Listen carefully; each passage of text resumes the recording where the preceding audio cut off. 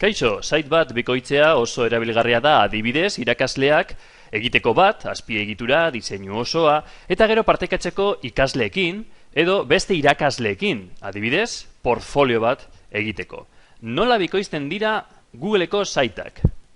Sakatu 3 puntutxoetan eta bikoiztu webgunea. Nahi baduzu aldatu izena eta Driven kokatu nahi duzun karpetan. Partekatzeko baimenak mantentzeko, aktibatu hau. Berria izateko, desgaitu.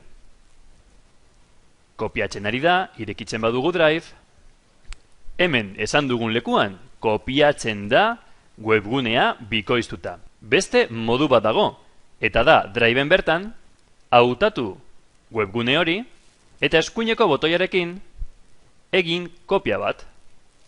Horrela ere, kopia bat lortuko duzu. Hemen dago.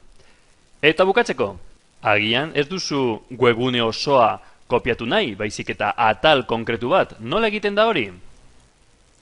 Egina dagoen webgunetik, hautatu atal hori, konturatzen bazarete, urdinez jarri da, begira, orain ez, baina orain bai, urdinez dago, kopiatu atal hau, Ctrl C rekin, sakatu horri berriaren gainean, eta Ctrl V itxatxi atal guzti hori.